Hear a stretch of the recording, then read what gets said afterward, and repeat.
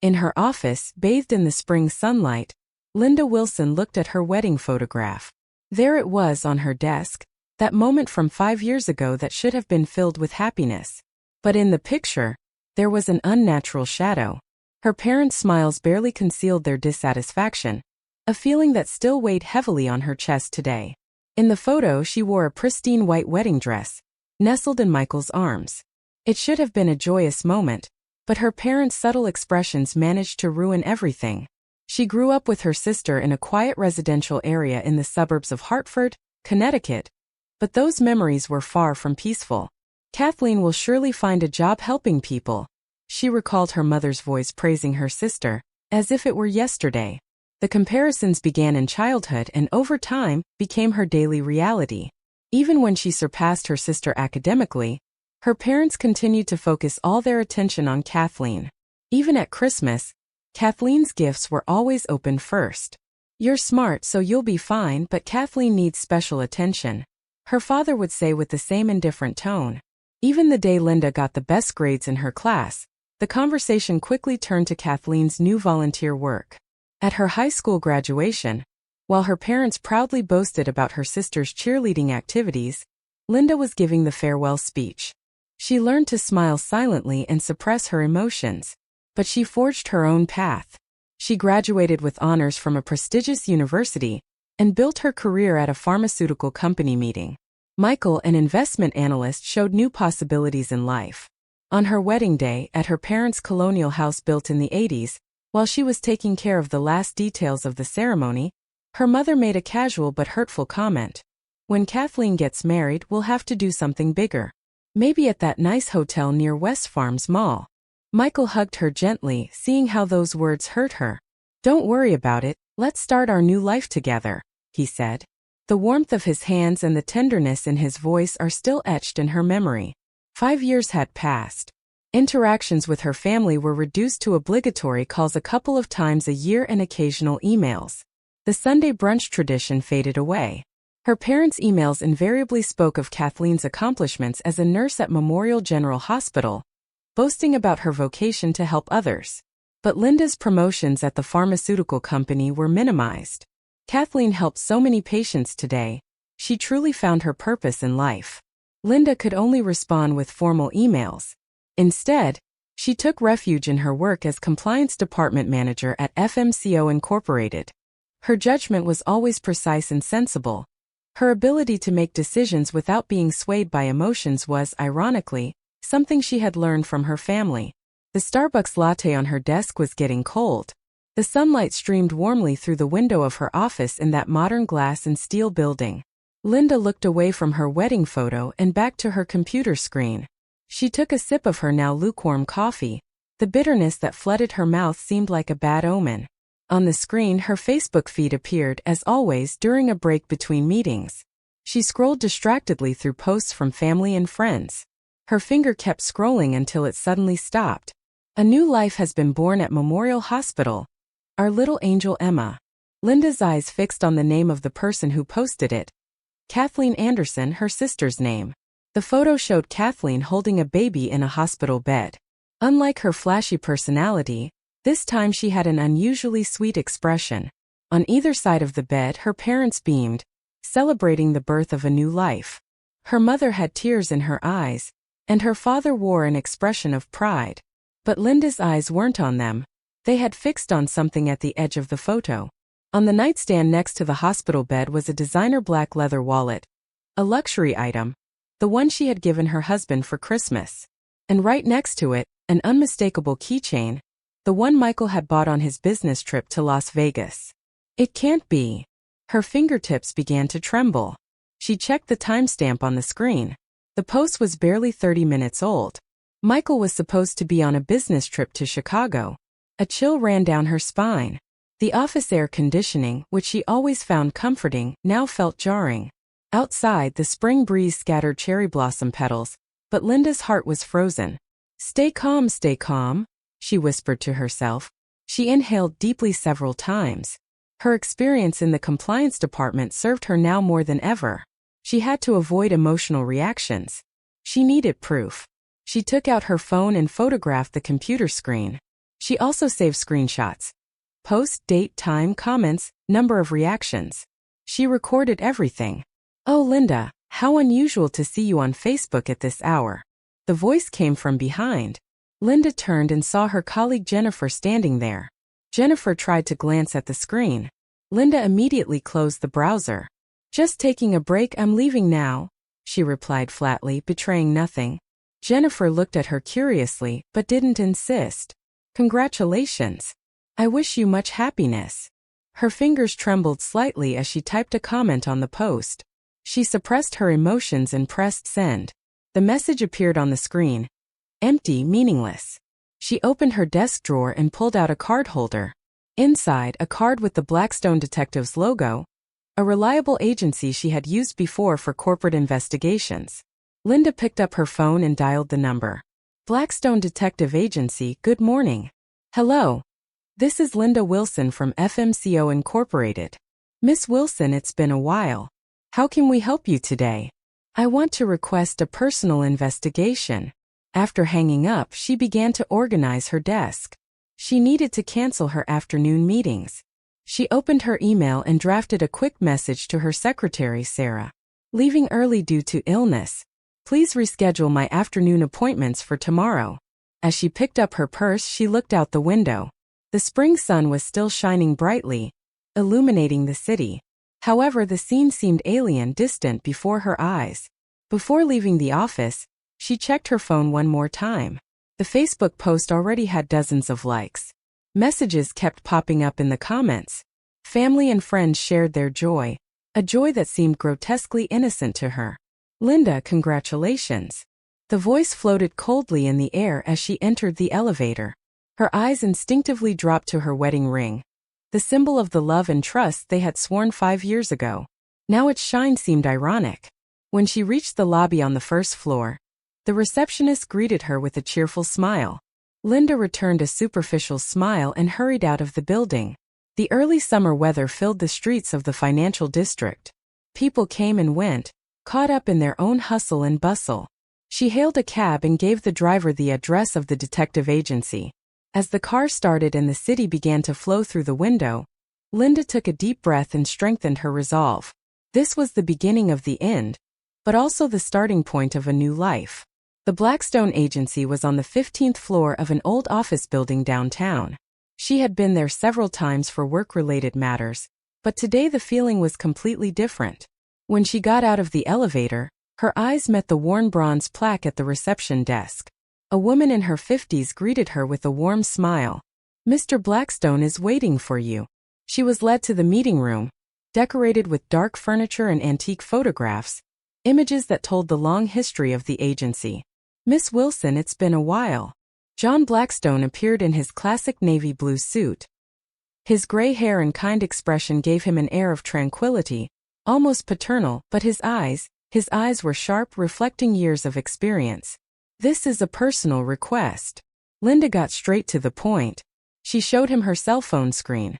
The Facebook post, the wallet, the keychain, her husband's fake business trip. As she spoke, she realized her voice sounded surprisingly firm.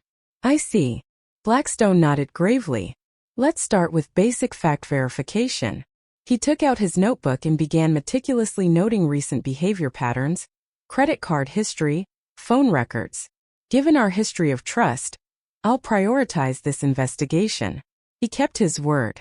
The results were not long in coming, and they came at an astonishing pace.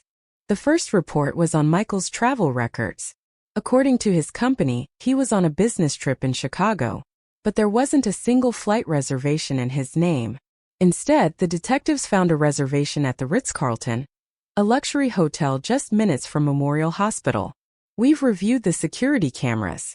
The report included photos. Kathleen in a striking red dress, Michael in his impeccable suit, meeting in the hotel lobby, close, comfortable, talking intimately, without a hint of guilt on their faces.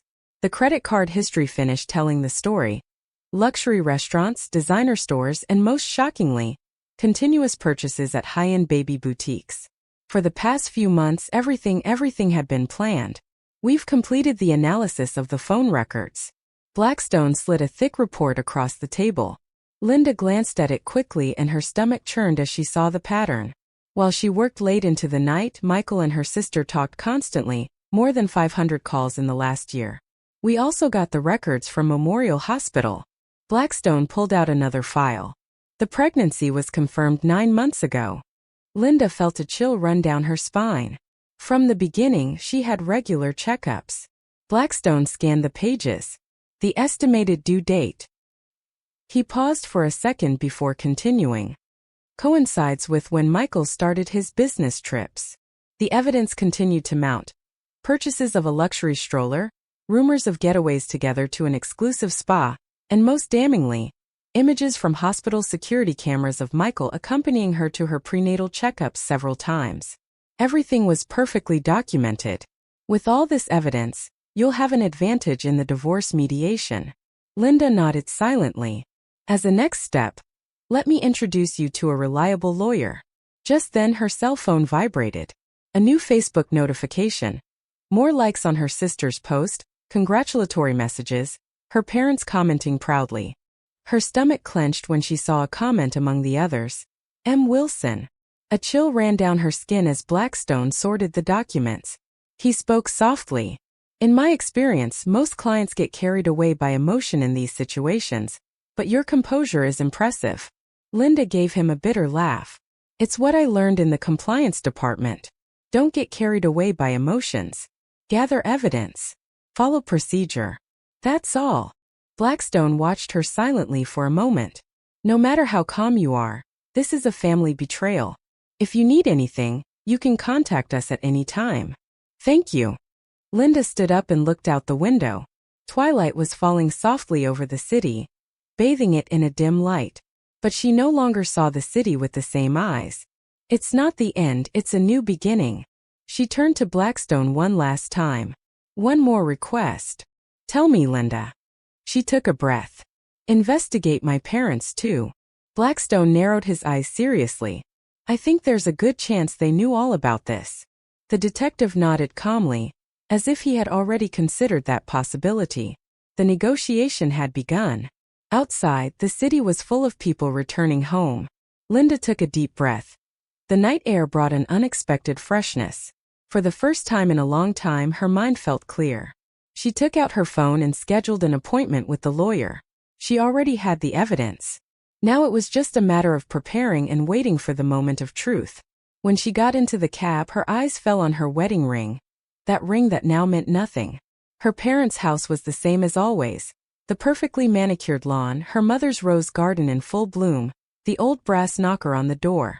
Everything looked so familiar. But today everything felt different. Linda took a deep breath as she reviewed the final report from the Blackstone agency. It was time to get answers. The whole truth was in her bag. The results of her parents' investigation, the evidence of Michael and Kathleen's betrayal. Everything was contained in there. Ready? Sarah Cohen asked softly. The lawyer, a woman in her 40s, was known as one of the best divorce specialists. Linda nodded. Remember, there are a lot of people on your side, Cohen added firmly. Linda rang the doorbell. A few seconds passed before her mother opened the door. Oh, Linda, what a surprise.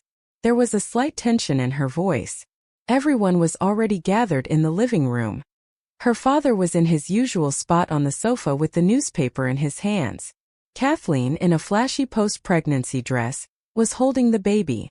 Michael stood by the window without saying a word. Linda walked in without hesitation. Thank you all for meeting today. Her voice was surprisingly firm. The sound of Cohen's briefcase opening echoed in the room. What's this meeting about?